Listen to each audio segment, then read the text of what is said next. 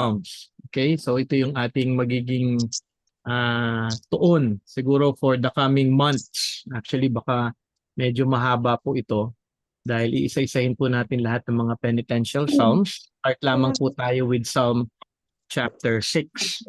Siguro as we start, let us read Psalm chapter 6. Sabi nga doon, to the choir master with string instruments according to the Sheminith, a psalm of David.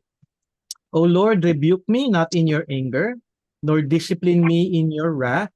Be gracious to me, O Lord, for I am languishing. Heal me, O Lord, for my bones are troubled. My soul also is greatly troubled. But you, O Lord, how long? O Lord, turn, O Lord, deliver my life. Save me for the sake of your steadfast love. For in death there is no remembrance of you. In Sheol, who will give you praise? I am weary with my moaning. Every night I flood my bed with tears. I drench my couch with my weeping. My eye wastes away because of grief. It grows weak because of all my foes. Depart from me, all you workers of evil, for the Lord has heard the sound of my weeping. The Lord has heard my plea. The Lord accepts my prayer. All my enemies shall be ashamed and greatly troubled. They shall turn back and be put to shame in a moment. So tayo po ay magsisimula ng bagong theme sa ating pag-aaral every night. Ito nga ay tinatawag na 7 penitential psalms. Okay? Meron po itong pito na psalms na atin pong titignan. Ano nga po ba yung pitong penitential psalms na ito? Makikita po ito sa Psalm 6, yung atin pong binasa ngayon, sa Psalm 32, Psalm 38, Psalm 51, Psalm 102, Psalm 130, and Psalm 143. Okay? Siguro ang pinaka-familiar sa inyo na psalm ay ang Psalm 51 ni David. Ito ay ang psalm kung saan si David ay nag-commit ng adultery at ito yung psalm kung saan ating na-witness kung paano siya nag-confess, nag-repent sa kanyang kasalanan. So actually, ito yung parang guide natin mga mananampalataya ngayon on how we are to repent. Kumbaga, kung may example ng biblical repentance, makikita po natin ito sa Psalm 51. Pero ating aaralin ang Psalm 51 in time. Okay? Meron pa muna tayong tatlong psalm na aaralin before that. Ating unang aaralin nga yung Psalm 6. Pero bago natin ito aralin ngayong gabing ito, actually hindi natin maaaral yung Psalm 6, pero maganda na atin siyang nabasa. Siguro ating sisimulan yung ating pag-aaral kung ano ang sorrow na magiging evident na character sa ating pag-aaral ng penitential psalms. Siguro mahalaga na makita natin in a way of introduction kasi nga yung tuon actually at yung character o yung ipapakita sa atin na emotion ng psalmist dito ay nagmumula palagi from the point of sorrow. So siguro para makita natin to clearly, ano nga po ba muna ang penitential psalm? Penitential psalm, according dun sa akin pong naaral, sabi nga, penitential psalms are a specific category of psalms traditionally used for self-examination, confession of sins, and seeking forgiveness. So parang ito yung pinaka-tema, yung pinaka-theme niya. Okay? These psalms are typically, typically involve acknowledging wrongdoing, okay? Expressing sorrow or anguish over sin's consequences, and appealing to God for mercy and forgiveness. However, it's worth noting that not all of these psalms contain explicit confession of sin. Some focus more on expressions of deep sorrow or pleas for divine help. So yun po yung makikita natin dito sa ating pag-aaral regarding penitential psalms. Lahat tayo for sure ay dumadaan sa mga nabanggit na ito. Okay? Dahil lahat tayo ay nagkakasala pa rin, kaya naman mahalaga na ating maunawaan ang panawagan ng Diyos kung tayo man ay dumadaan sa mga ganitong sitwasyon sa ating buhay. Ang magiging katanungan ay sino sa atin ang tunay na sa bawat araw ay nag-acknowledge ng wrongdoing sa ating Diyos? So do you acknowledge that? Lord, may nagawa po akong hindi tama. Yung aking nasabi kanina ay hindi po nakakaluwalhati sa so, may acknowledgement po ba tayo ng wrongdoing? O kaya ina-acknowledge ba natin yung wrong or sinful character natin sa ating kapwa na ating kasama? Okay? Kung hindi man nagkasala, sino ang dumadaan sa isang matinding kalungkutan? Siguro lahat po tayo ay dumadaan po sa kalungkutan. Kung ating babalikan, kung nagkasalaman tayo, ikaw nga ba ay tunay na in anguish o nagdadalamhati o may deep sorrow over sin? So mahalaga na makita po natin bilang mananampalataya yung ganong klaseng karakter. At ito ay makikita mo ngayon sa iyong buhay bilang mga consequences. Okay? May sorrow dahil may nagawa kang kasalanan, and at the same time, the Lord will show you yung consequences ng sin mo, kaya mas lalo mo siyang makikita na oo nga Lord, tunay na karapat-dapat lamang na aking matanggap ang mga consequences ng aking mga nagawang kasalanan. Okay? Ikaw ba ay dumaan na sa pananalangin na tunay kang humihingi ng mercy o awa sa Diyos na ikaw ay kanyang patawarin sa iyong nagawang kasalanan? So, ibig sabihin, dumating ka na ba sa punto na yun? At mahalaga na nakikita po natin yun regardless of the gravity of sin. Kasi may iba po na in anguish o talagang may deep sorrow over sin kung malaki yung nagawa. Pero kung kunyari daw nag-isip lang ng iba ng alam mo yun, ng hindi tama, masama ang inisip, na inggit. Sometimes some Christians would not acknowledge it as sin. Hindi, nangyayari lang talaga yun. So walang deep sorrow even in those kind of sins. Ang problem po doon is parang nililevel po natin yung kasalanan sa harapan ng ating Panginoon na before God, sin is sin. Okay? Mahalaga po na atin pong makita yung bagay na ito. Nais kong makita ninyo na sa bagay sa ating pag-aaral actually ngayon na bilang mga mananampalataya, maganda na makita ninyo na hindi po kakaiba yung bagay po na tayo po ay magkaroon ng kalungkutan kung tayo ay nagkasala. Dahil ito po ay bahagi na rin ng buhay natin ngayon sa ating pakikiisa kay Jesus. Okay, nung unbeliever po tayo, wala pong sorrow sa sin. Minsan gina-justify po natin yung natin at minsan masaya tayo na ginagawa natin yung kasalanan natin. Pero since we are united in Christ, nagbago po yung ating puso. Okay? Nais ko na makita ninyo na hindi po masaya, hindi po masama na umiyak, malungkot, magkaroon ng banal na takot kung ikaw ay nagkasala at kung ikaw ay nananalangin sa ating Panginoong Diyos. So hindi po masama na umiyak po tayo sa harapan ng ating Panginoon kung tayo po ay nagkasala. Maaari na ang iba ay hindi po expressive, pero maganda na makita ninyo na hindi niyo kailangan pigilan ang inyong sarili kung may tunay na kalungkutan sa inyong puso kung ikaw nga ay nagkasala sa Diyos o kung ikaw ay may pinagdaraanan na mahirap sa iyong buhay. Okay? Hindi kakaiba kung ikaw ay umiyak dahil sa nagawa mong kasalanan sa Diyos o dahil sa sobrang kalungkutan mo na nararamdaman. Kaya nga napakaganda ng Psalms dahil dito ating nakikita ang tunay na pag-express ng puso ng mga tao noong panahon na iyon. Okay? As you read the Psalms, di ba? Pag binasa po natin yung aklat ng awit, marami pong emotions na ipinapakita yung psalmist doon. At maganda na maging example po sa atin yun na okay lang na maging malungkot, okay lang na umiyak, okay lang talaga dahil hindi po natin siya parang pinipigilan. Kasi yun po yung nararamdaman po natin kung tunay natin nakikilala ang ating Panginoong Diyos. Maaari nga na maraming actually mga kalalakihan ang nagsusuppress ng emotion. Hindi naman ito kasalanan pero hindi din kasalanan kung expressive ka lalo na kung ang kalungkutan mo ay ang nagawa mong kasalanan sa Diyos. Hindi po masama.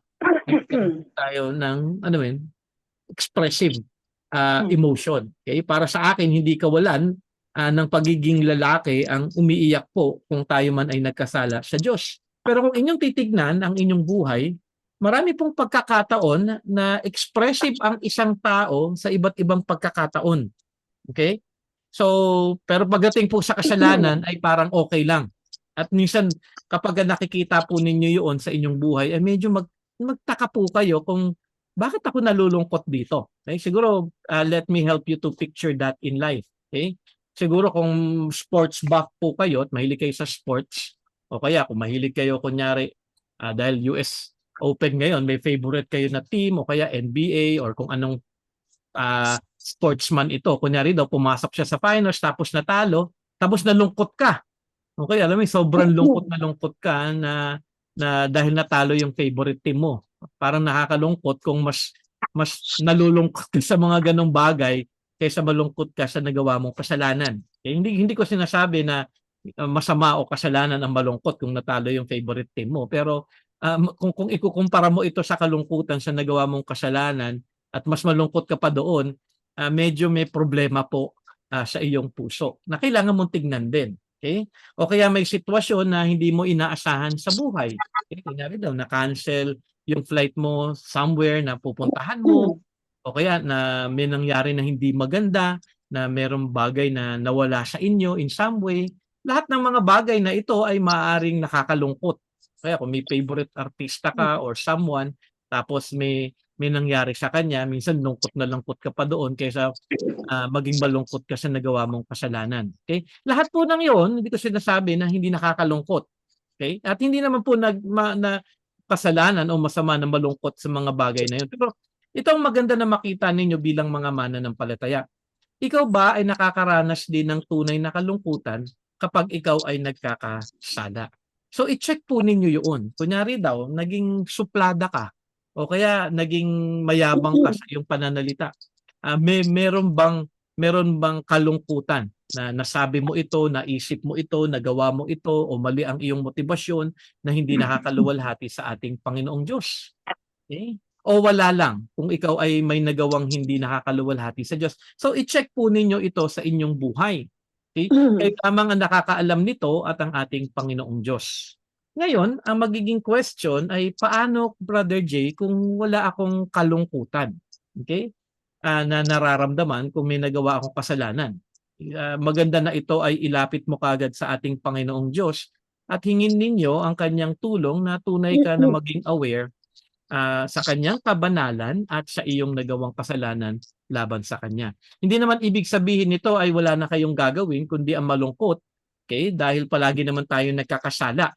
Okay, siyempre kapag nalungkot ka, Holy Spirit yung nag-work sa iyo dahil kinonvict ka, nagkaroon ka ng conviction, nag-guilty ka doon sa nagawa mong kasalanan. So, mag-repent ka doon sa bagay, magko-confess ka, mag-repent ka, and then you will see again the goodness of God in terms of forgiving us in Jesus. So, may joy ulit. Okay? So, mahalaga na makita po natin na kung may sin, may joy naman na kasunod ito. Okay, dahil alam natin na tayo ay napatawad na at nalinis na sa ginawa ng ating Panginoong Jesus sa krus ng Kalbaryo upang tayo ay makatanggap ng kapatawaran. Inyong tandaan, okay, mahalaga po ito na inyong matandaan, the more you are aware sa sin, the more din kayong magiging maingat na lumakad ng may kabanalan sa kanyang harapan. Okay? Mahalaga po yun. Ulitin ko lamang, the more na ikaw ay aware sa kasalanan, the more din kayong magiging maingat na lumakad ng may kabanalan sa kanyang harapan. Ngayon, kung hindi ka aware sa kasalanan mo at parang hindi mo binibigyan ng kahalagahan sa buhay mo yung kabanalan ng Diyos, magpapatuloy ka lang na gumawa ng kasalanan. Okay? Hindi ka magiging maingat kasi baliwala lang sa iyong kasalanan eh. So magpapatuloy ka na mamuhay ng hindi lumalago sa ating Panginoong Diyos. Kaya nga maganda na makita po natin yung awareness sa sin, yung conviction natin sa sin, ito po ay benefit. Okay? Hindi po siya parang ang hirap naman, palagi ko na lang may conviction ako na nagawa kong kasalanan. Maganda po yun. Kasi ibig sabihin, kumikilos ang banal na Espiritu sa atin na ipinapakita niya na meron tayong nagawang kasalanan laban sa ating Panginoon Diyos. Blessing po yun sa atin. Dahil kailangan naman po natin makita na nagkakasala po talaga tayo. Hindi po tayo perfecto pa dahil patuloy pa rin naman tayo na binabago at sinasanctify ng ating Panginoon. Okay? So benefit po yun, hatid ng banal na Espiritu sa atin dahil nade-develop ang iyong pagkilala sa kabanalan ng Diyos. Kung magkasala man kayo, magre-respond ka agad kayo ng godly fear. You will then confess and ask for forgiveness and will respond in repentance. So isa-isahin po natin yun. Mahalaga po kasi ito. Okay? So kung may sin, may conviction ng Holy Spirit, okay, para makita mo na God is holy, and it will then produce godly fear sa iyong puso. Anyway, ito At yung aking makikita sa bagay po na ito ay mahalaga na makita at maunawaan natin yung confession part. Okay, so may godly fear, may confession. Confession means saying the same thing. Okay, simple lamang po yung confession. Saying the same thing. Okay, yun po yung definition ng confession. Kung ikaw ay may nagawang kasalanan na ayon sa salita ng Diyos, you agree with God's holy law and say the same thing about what God has said, that is sin. So sinasabi mo before God, Lord, I acknowledge and I agree doon sa isinulat mo sa iyong salita na kasalanan na aking nagawa. Okay, saying the same thing. Okay? At mahalaga na bahagi ito ng ating buhay sa pagkilala sa kabanalan ng Diyos. Part of confession is acknowledgement of God's holiness. So, once you confess, okay, Lord, ina-acknowledge mo na ito, nakita mo in scripture kung ano yung kasalanan mo, na-acknowledge mo ito na ay tama at banal, you then ask for forgiveness. Okay?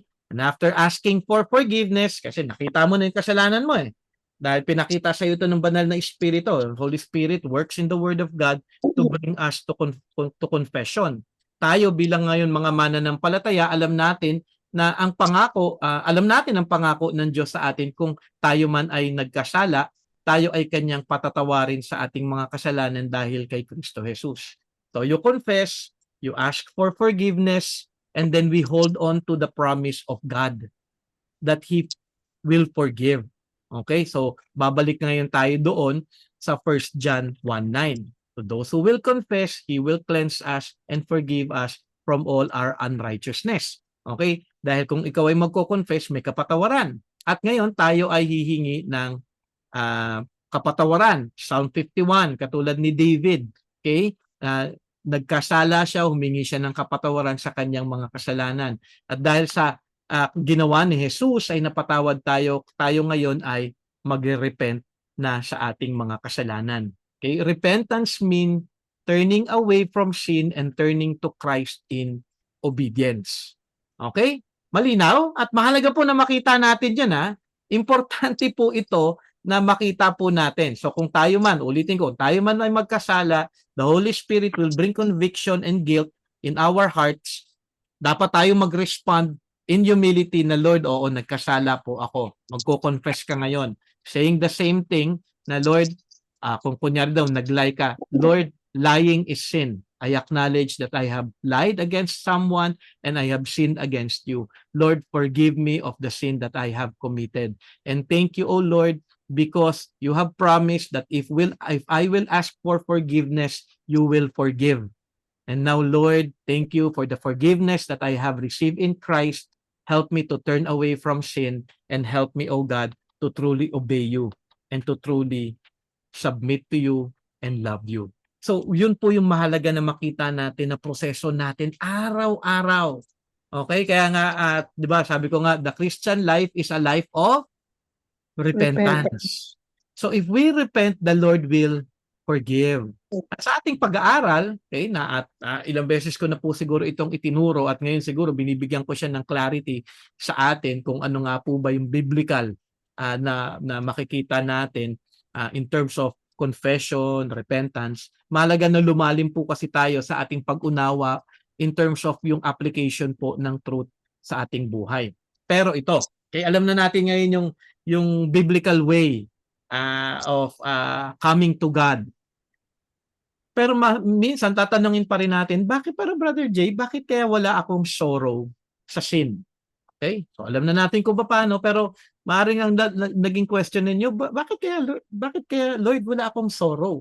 Okay, nakikita ko yung sin pero parang hindi ako nalulungkot. Parang walang nangyayari sa akin. So isa-isahin po natin yung reasons for not having sorrow over sin. Okay, number 1, sin that keeps you from recognizing God's holiness. Kaya po wala pong sorrow over sin because sin keeps you from recognizing God's holiness. Maaari na ikaw ay may kasalanan na naghihindar sa iyong paglago sa pagkilala sa kabanalan ng Diyos. So hindi mo nakikita yung holiness ni God. So no sorrow sa sin o acknowledgement ng sin dahil nawawala na sa puso at isip kung sino ang Diyos.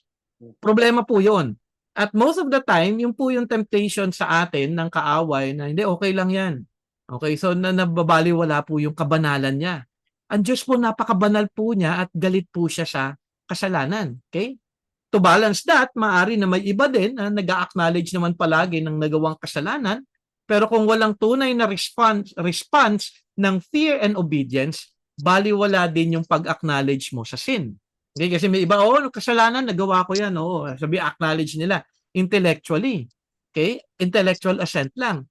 At walang heart response to obedience. In short, wala talagang itong tunay na pagkilala sa Diyos, walang tunay na pagkilala sa kanyang kabanalan, walang tunay na pag-ibig din sa ating Panginoong Diyos. May alam, okay, pero hindi nagresulta ng humility, ng love, ng submission, ng obedience sa kanyang buhay. Okay? So yung una na problema natin ay yung pag-recognize sa kabanalan ng Diyos. So every day you are to remind yourself God is holy. He hates sin. He is against sin. So para tayo po ay mapaalalahanan na sa bawat araw atin pong talikuran ito.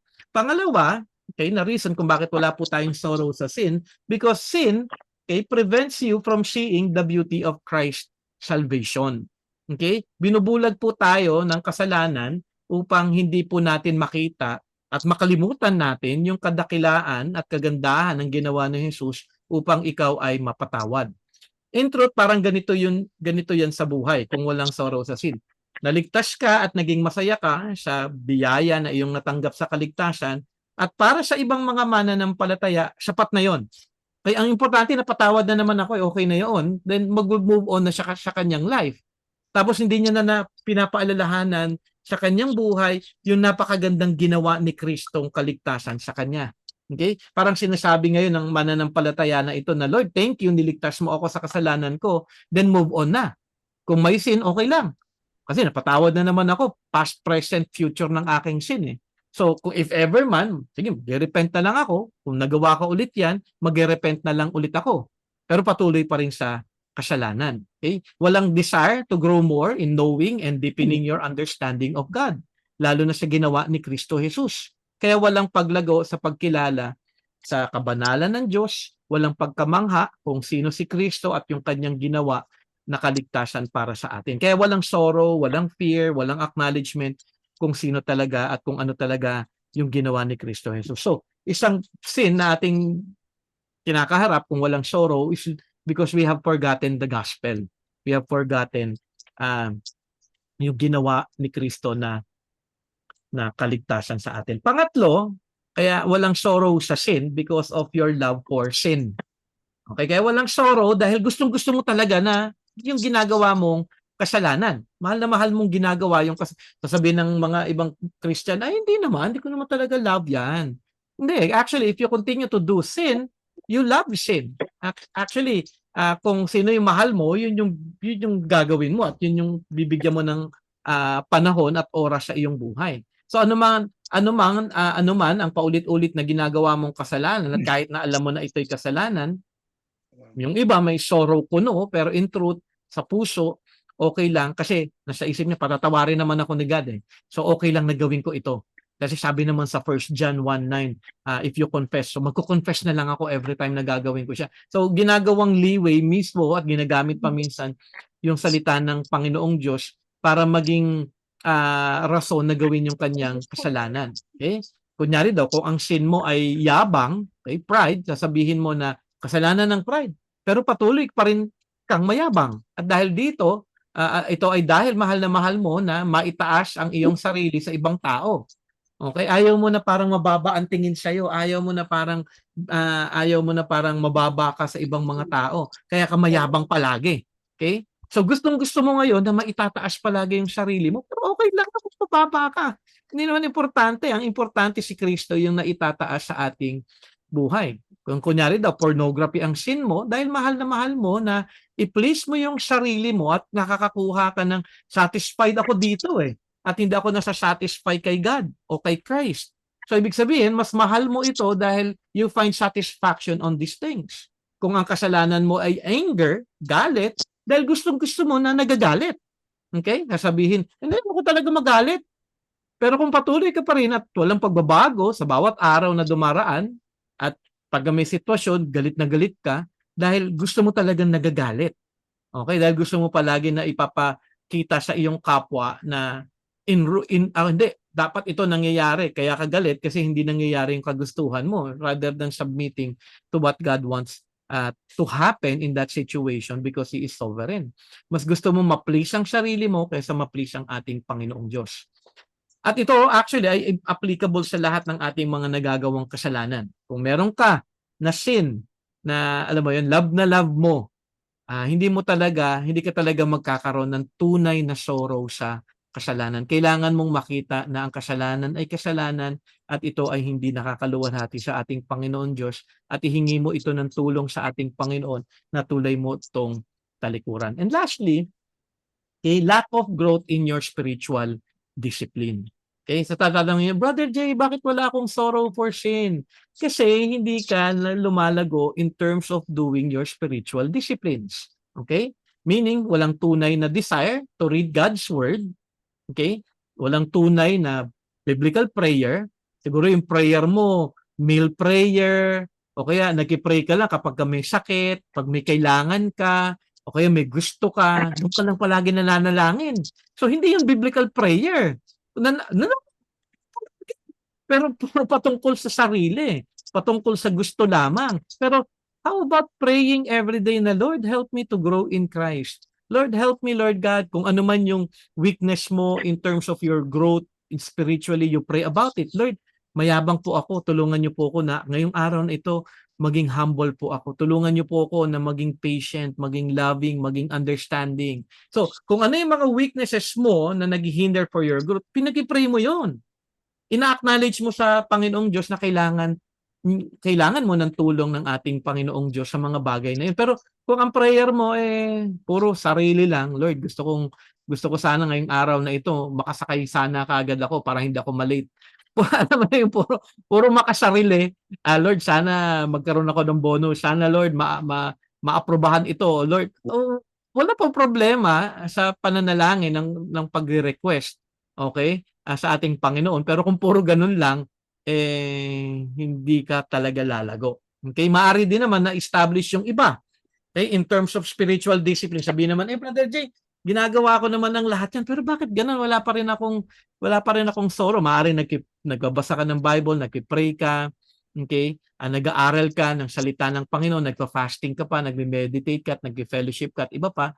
Malalaman mo ngayon, kung nagagawa mo at may disiplina ka in terms of your spiritual disciplines, malalaman mo kung tunay yung spiritual discipline mo in life. Kung ito ay nagresulta ng tunay din ng pagbabago ng isip, na ang isip mo ngayon ay naililinya na sa katotohanan ng salita ng Diyos. Romans 12:2.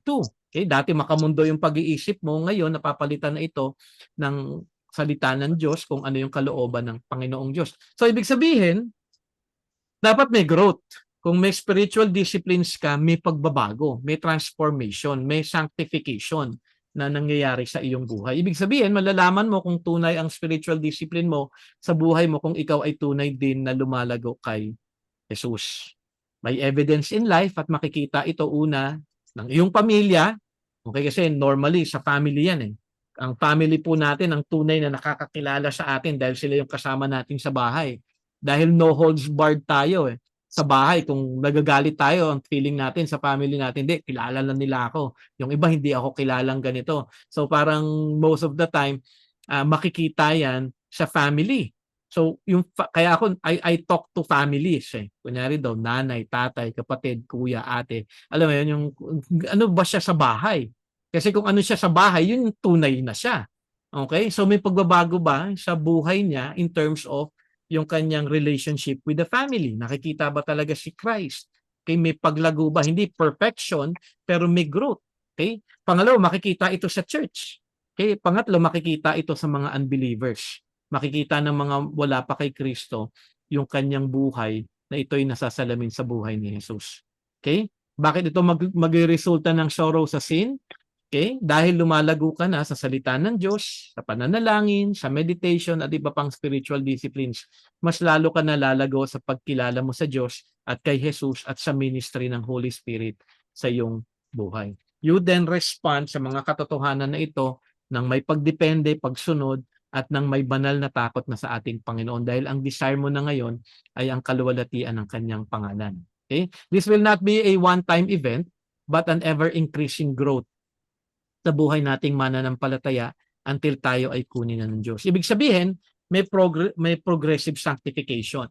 May patuloy na paglago kay Jesus. Meaning hindi ka na magiging perfect, hindi ka magiging perfect ngayon, kundi iyong tignan ang progress mo sa buhay.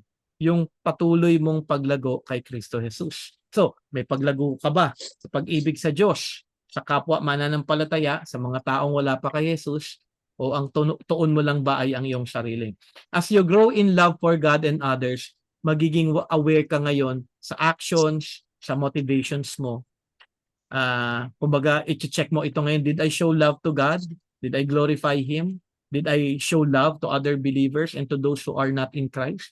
If not, okay, magiging response mo ngayon, okay, ay sorrow. Lord, hindi kita pinakitaan ng pag-ibig. Hindi kita naluwalhati ngayon dahil hindi ko nagawa ang mga bagay nito. Okay? So, as you grow in this aspect, ito pong apat na ating tinignan. Okay, recognizing God's holiness, seeing the beauty of Christ's salvation o yung gospel, love for sin, and growth in spiritual disciplines. Pag tayo po ay lumalago, hindi po ito exhaustive, pag tayo po ay lumalago sa mga bagay na ito, magre-respond po tayo with sorrow pagdating po sa kasalanan sa ating Panginoong Diyos. So mahalaga po na makita po natin ito. Kasi yung ating mga aralin regarding penitential psalms is about sorrow. Makikita po natin yung continuous na tamang puso sa harapan ng ating Panginoon para makita nyo din ito. Kasi hindi siya dapat isang pag-aaral lang, okay, si David nalungkot. Pero ikaw ba nalungkot din ba sa kasalanan? Ikaw ba nalungkot din na hindi ka nakasunod sa ating Panginoong Diyos? Ikaw ba ay nalungkot? Ikaw ay hindi nakakalakad ng tama sa kanyang harapan? Para maging isa po tayo dun sa ating mga inaaral na psalms regarding penitential psalms. So in ending, sabi ko nga, penitential psalms are specific category of psalms traditionally used for self-examination, confession of sins, and seeking for forgiveness. The psalms typically involve acknowledging wrongdoing, expressing sorrow or anguish over sin's consequences, and appealing to God for mercy and forgiveness. Maganda po na makita at maaral po natin ito dahil mahalaga po natin makita ito sa ating buhay na pag nagkasala, let's go to God. Ask for forgiveness, maging tama po yung ating paglapit sa Kanya at magkaroon po tayo ng kasiguruhan na meron pong tunay na kapatawaran sa Kanya. Okay? So, sa introduction na ito, mas maunawaan ninyo ngayon. Hopefully, nakatulong po ito na maunawaan niyo yung heart ni David at ng iba pang mga psalmist na ating aaralin. Kung bakit sila in sorrow, kung bakit ito ang kanilang emotion sa kanilang paglapit